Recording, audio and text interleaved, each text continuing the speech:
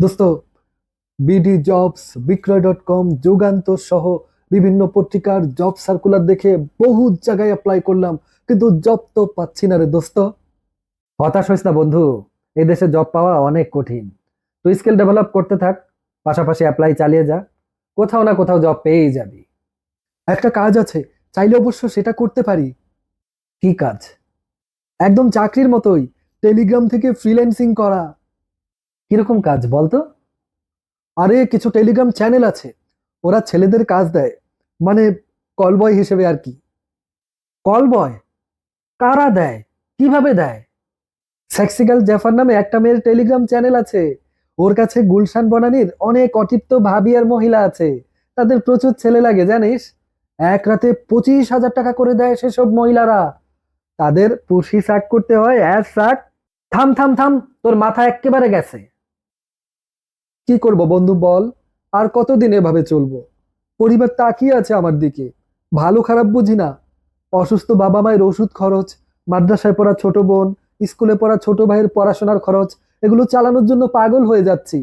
টাকার গায়ে তো আর লেখা থাকবে না সেটা কি কলবয়গিরি করে কামাইছি নাকি চাকরি করে কামাইছি।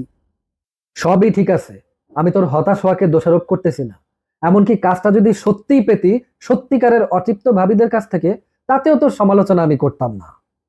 তাহলে সমস্যা কি? সমস্যা হলো সেক্সি গার্ল জেফারকে নিয়ে। সে কি এমনি এমনি কাজটা তোকে দিয়ে দিবে?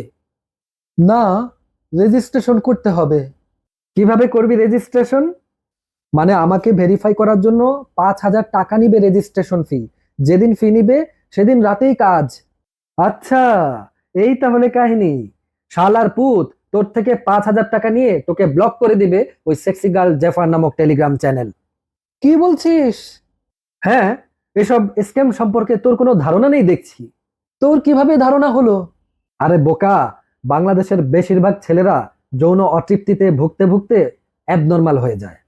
এরা সারা জীবন নারীদেরকে গালিগালাজ করে, অপমান করে, তারপর অ্যাডাল্ট হবার পরে দেখে নারীর শরীর মরির মোয়ানা যে চাইলেই পাওয়া যায়। তখন দিশেহারা হয়ে চটি গল্পের জিনিস বাস্তবে খুঁজে। এগুলোরই সুযোগ নেয় কিছু স্ক্যামাররা। তারা তোদের মতো ছেলেদেরকে এসব চটি গল্প শুনিয়ে ভালো টাকা কামাই করে। বলিস কি রে, আমি তো আরেকটু হলে ধরা খেতাম। হ্যাঁ, সাবধানে থাক, মাথা ঠান্ডা রাখ, বাস্তবতা ভুলে যাস না। টাকা কামানোর কঠিন রাস্তাতেও অনেক টাকা কামানো যায়। সোজা রাস্তা মাখনের মতো নরম মনে হইলেও আসলে সেটা একটা চিটিংবাজি, একটা ফাঁদ।